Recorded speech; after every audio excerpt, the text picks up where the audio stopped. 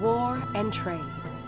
Infected rats and fleas hid in grain carried by marching armies and trade caravans.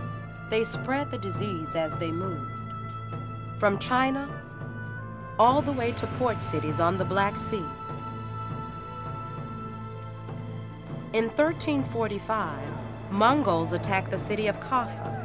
Surrounded, Kaffa's inhabitants barricaded themselves behind the city's walls and prepared for a long siege. Outside the city, the Mongols began to die from the plague in great numbers. And in an early example of biological warfare, they took the bodies of their dead and catapulted them over the city walls, knowing the plague would spread within. As death spread throughout Kaffa, those who could leave the city did. Some traders and merchants fled to Italy, unknowingly bringing with them infected rats and fleas, and plague.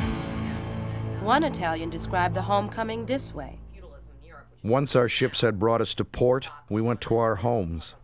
And because we had been delayed by tragic events, and because there were scarcely 10 survivors from 1,000 sailors, relations, kinsmen, and neighbors flocked to us from all sides.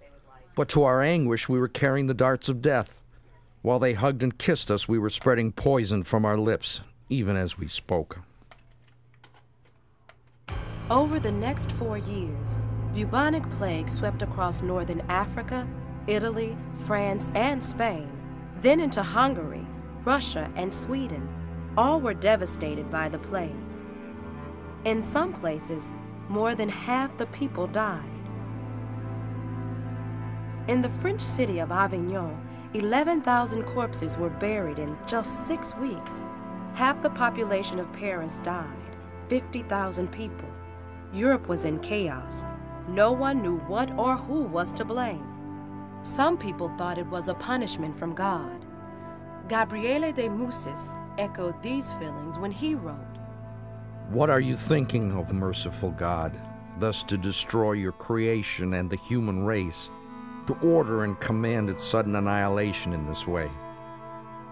Bands of people, convinced the end of the world was near, roamed the countryside, beating themselves with barbed whips, calling on people to repent their sins. Some scholars thought that the alignment of the planets had caused the epidemic. Other people thought that they were being poisoned by Jews. Because of this religious prejudice, thousands of Jews were killed. The plague changed Europe forever, especially the feudal system. Because millions had died, there was a shortage of peasants to work in the fields. The survivors demanded better payment for their labor, and when some nobles refused, angry peasants revolted. Feudalism began to crumble. No one knows why, but this outbreak of bubonic plague died out in Europe, taking with it about 1/3 of the population. Within a few years, a disease changed history. Entire towns were wiped out. Young and old, nobles and peasants, all fell victim to bubonic plague.